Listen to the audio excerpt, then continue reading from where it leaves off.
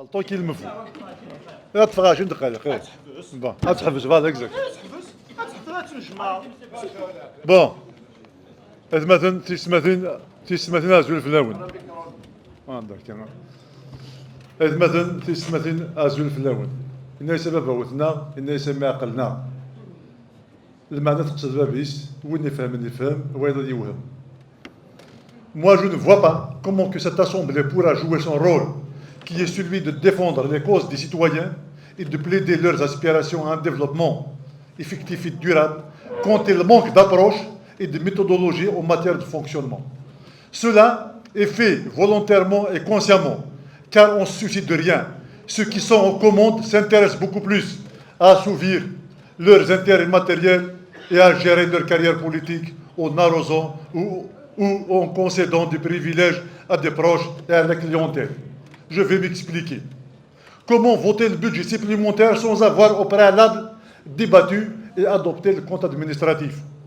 Le compte administratif est le bilan des dépenses et des réalisations de l'année précédente, d'où ressort les restes à réaliser qui sont reportés au budget supplémentaire. Le Code de Wilaya, dans son article 166, précise que le Wali est tenu de présenter le compte administratif et de le soumettre à l'adoption de l'Assemblée après le 31 mars de chaque année, de l'année considérée, date de clôture de l'exercice budgétaire. Mais le président de l'APOI a fait fi de cette disposition de loi parce qu'il a des choses à cacher.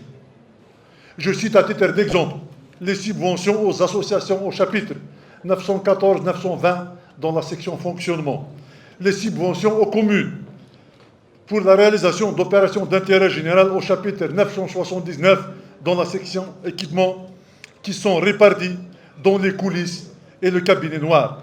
D'ailleurs, les commissions ne disposent pas d'un registre où sont consignés les procès-verbaux avec l'émargement des membres.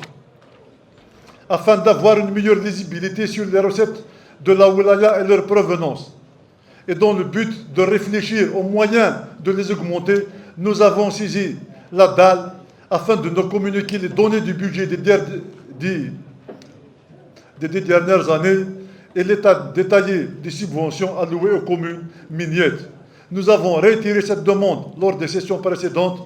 Encore une fois, l'administration a préféré faire la sourde oreille. Pour parler uniquement de l'actuelle mandature, la commission des finances dont je suis membre n'a pas été associée à la répartition des subventions aux communes et nous n'avons aucune information là-dessus. Le plus grave dans tout cela, c'est le silence des élus sur ces violations.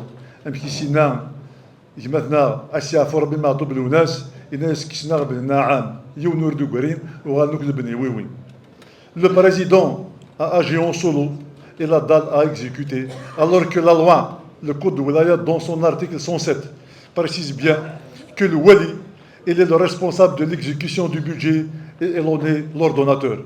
Cette façon de faire trouve sa raison d'être dans le compromis explicite ou tacite conclu entre les deux organes de la Wilaya. Le Wali a concédé ses prérogatives de gestion, d'exécution du budget de Wilaya au président de l'APOI en contrepartie du retrait de ce dernier ou de l'APOI de son droit de regard et de contrôle sur le budget de l'État et l'élaboration du programme de développement de la Wilaya qui relève des compétences et des missions pour lesquelles nous sommes élus. L'article 80 du Code de Wilaya, faut m'excuser, l'article 80 du Code de Wilaya, l'Assemblée populaire de Wilaya élabore un plan de développement à moyen terme qui retrace les objectifs, les programmes et les moyens mobilisés par l'État dans le cadre des projets de l'État et des programmes communaux de développement. Ce plan servira de cadre de promotion et d'action pour le développement économique et social de la Wilaya. Sur ce, Monsieur le Président, chose qui n'est pas faite, sur ce, Monsieur le Président, ce n'est pas pour vous mettre à l'épreuve. Nous savons tous que l'APOI n'a pas fait ce travail. Et dans le cas contraire, je vous demande de le présenter séance tenante pour que la population prenne connaissance et par conséquent contraindre l'administration et le pouvoir politique à l'appliquer et à s'aligner sur les aspirations du peuple. S'agissant du secteur ou du point situation sur la rentrée scolaire 2023-2024.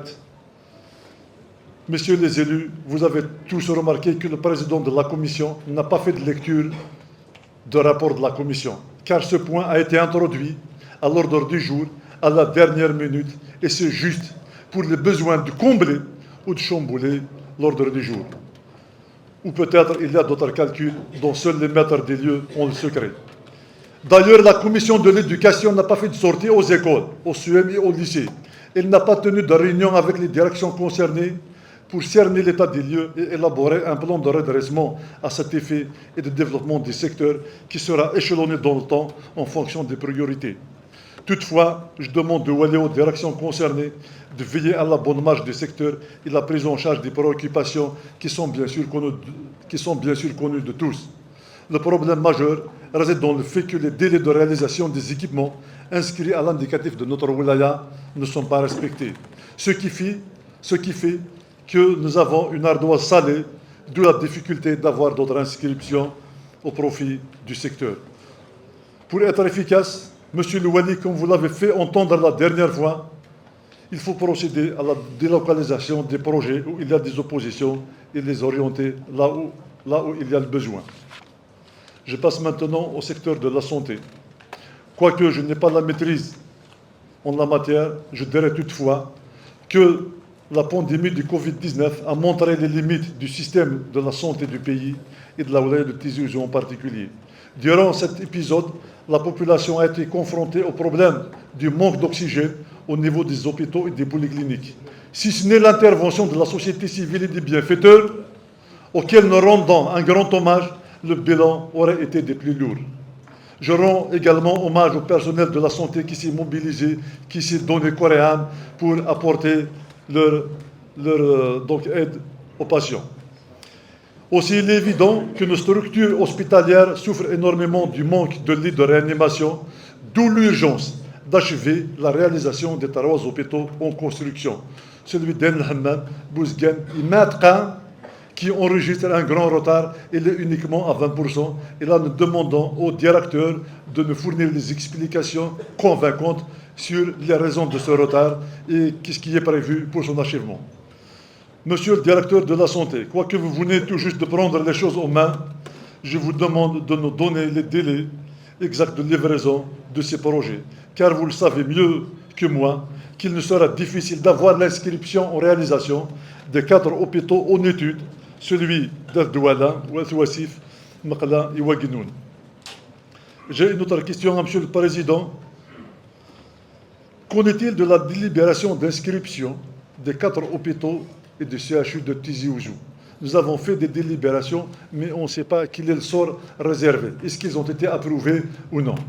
Parce qu'il ne s'agit pas uniquement de prendre des délibérations juste pour la consommation. Pour la consommation, il faut être efficace et faire un suivi là-dessus. Monsieur le Président, Monsieur le Wali, je vais enchaîner avec le secteur de l'investissement qui constitue le fer de lance du développement et de la croissance économique. Lors de la session du mois de décembre 2021, la PIOUI a émis des recommandations qui devaient être suivies et mises en œuvre. Présentement ici, je vous demande de nous faire un compte-rendu sur les mesures engagées et les résultats obtenus concrètement. Dans le même sillage, et compte tenu que le problème du gel de la zone industrielle de la mise en Tizirnif a été réglé, grâce, je dois le souligner, au travers de la commission de l'investissement qui est arrivée à identifier et à cerner le problème. Et aussi, grâce aux élus de la liste indépendante SIRM, car nous avons été les premiers et immédiatement à dénoncer le blocage et à demander une session pour l'examen de la situation des zones de la Maison Tizirnif et celle de Souama, qui demeurent toujours entourées de mystères et de plein d'énigmes. On nous dit maintenant que le problème de cette zone est réglé. Nous voudrions savoir comment et en quoi consiste cette solution. Ma deuxième question, on sait tous que l'APIOUI a délibéré lors du mandat précédent où il a fait une demande pour l'indemnisation des propriétaires terriens. Alors, qu'en est-il de cette délibération? Soit bien sûr. Enfin, comme nous sommes dans la période estivale, je demande à la DRE et à l'ADE de nous présenter le plan de distribution de l'eau durant cet été. Le PAPOI aurait dû inscrire ce point à l'ordre du jour et consacrer une autre journée à cet effet. Monsieur le directeur, madame la directrice, vous n'êtes pas sans savoir que beaucoup de villages et de localités souffrent du manque d'eau, à l'instar des communes du sud et du flanc nord de la Oulaya, la Daïra de Douala, de Bouzgane et de Matra. Mais est-ce qu'il y a eu, depuis l'année dernière, la mobilisation d'autres ressources en eau pour améliorer le quotient d'alimentation par habitant et par jour? Qu'en est-il du projet de transfert de l'eau à partir du barrage de Tichihaf? Quand est-ce qu'on aura l'achèvement du projet du siècle, celui du barrage de Soukhotlada, qui connaît des problèmes d'arrêt de travaux par l'entreprise turque suite à des factures impayées et la non-finalisation de l'avenant et le règlement des honoraires des frais d'immobilisation du matériel? Quant à la station de dessalement d'Iflissine, je demande au président de la POI de nous faire part des suites de l'engagement qu'il lui a fait le ministre et qu'il a annoncé en grande pompe, ainsi que la suite réservée à la délibération prise pour l'inscription de ce projet. Je vais terminer, je ne vais pas tarder donc à terminer. Ce matin même, j'ai été interpellé par les élus de la commune d'El-Zemezer et les citoyens de la commune de Beni Douala au sujet des souffrances qu'ils endurent cet été du fait du manque de l'eau, notamment la partie alimentée à partir de la chaîne de distribution Tassadort. Et là, nous enregistrons que le quota ou la ration réservée à la localité est très insuffisant. Donc, nous vous demandons d'augmenter le volume de pompage, et cela, bien sûr, est possible avec la réalisation d'autres forages au niveau de Bourid. Nous avons aussi la conduite de 2,7 m qui connaît des éclatements fréquents, alors qu'il faut inscrire une autre adduction en rénovation pour faire l'économie des pertes importantes qui agacent les citoyens. On nous a promis depuis des années la prise en charge de cette préoccupation, mais on ne voit rien venir. J'ai aussi une autre préoccupation que les citoyens m'ont soulevée, c'est celle de l'UDS du CM à Lilech, à la commune d'Aït Mahmoud. Ce CM a été inauguré en 2022, mais les travaux de cette UDS ne sont pas encore entamés, faute de qualité de paiement, car c'est un véritable problème. Lorsqu'on sait que cette commune est défavorisée en matière de structure. Vous avez une minute, allez-y. Donc, pour le CM, pour l'UDS du CM à Lilech, à la commune d'Aït Mahmoud, dont les travaux ne sont pas encore entamés, faute de qualité de paiement. Je dis que c'est un véritable problème, parce que la commune d'Aït Mahmoud est défavorisée en matière de structure de santé. Ils ne disposent pas de polyclinique ou de salle de soins dans les villages. Alors autant assurer au moins une couverture médicale aux élèves, aux générateurs comme ça. Merci, M. Bachir.